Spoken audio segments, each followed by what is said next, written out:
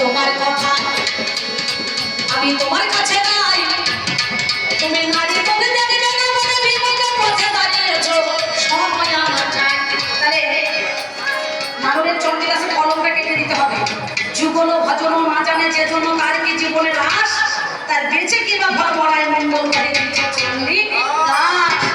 যুগল ছাড়া সাধন হবে না, আর সাধন না হলে ভজন হবে না।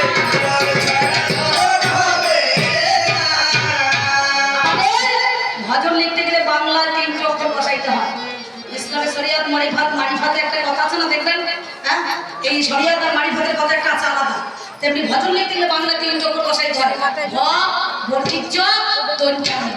ভয়ে ভক্তি ভরে বর্তিজয়ের জন্মস্থলে আর দন্তনে নৃত্য করে যে জন। এই মরা বাঁচার খেলা ওইখানে জানে সে জন, নাকি বলছে? তাহলে তোমার কাছে আমার জানতে হবে, সেটা বলো। তুমি নারী মুখ দর্শন করবে না কেন? বিমুখে দাঁড়িয়ে ভিক্ষা নিলে কেন? তুমি কি কোনো নারীর গর্ভে জন্ম নাও না? তুমি আমার কাছে বলো খুলে,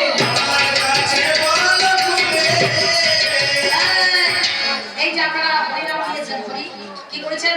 নাম যজ্ঞ করেছেন। এর সঙ্গে কে আছে? অদ্বৈত শ্রীনিবাস, নিত্যানন্দ গদাধর আর গৌরাঙ্গ মহাপ্রভু, নাকি বলছে? নিত্যানন্দ দুটো বউ, কি বাবা তাই তো?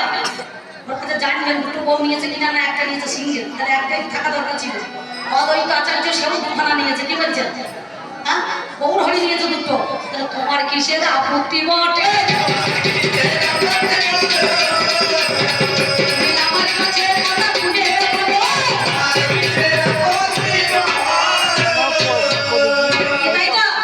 ভেবে দেখুন, আমি কিন্তু মিথ্যা কথা বলছি না।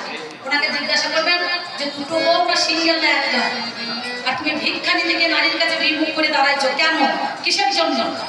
মানুষ যখন বিমুখ করে দাঁড়ায় কিসের জন্য? যার কাছে চলে না, যার সঙ্গে কথা বলে না, যার সঙ্গে শত্রুতা, কারো যদি কুষ্ঠব্যাধি রোগ হয়, পচে গিয়েছে গলা পচা দেহকে দেখে এই নাকে বন্ধ লাগছে, বিমুখ করে দাঁড়াই, সেটা তো নয়। অনেক কারণে তুমি ভিক্ষা নিতে গিয়ে সেই বিমুখ করে দাঁড়ালে এর কারণটা কি? আর তোমাকে বলছে রূপ গোস্বামী, নাকি? রূপটা কিসের? কোন রূপ?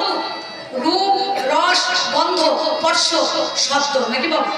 এই কটা মানুষের মধ্যে এখানে থাকে, প্রতিটা মানুষ। তোমার আসল নামটা কি বা বটে?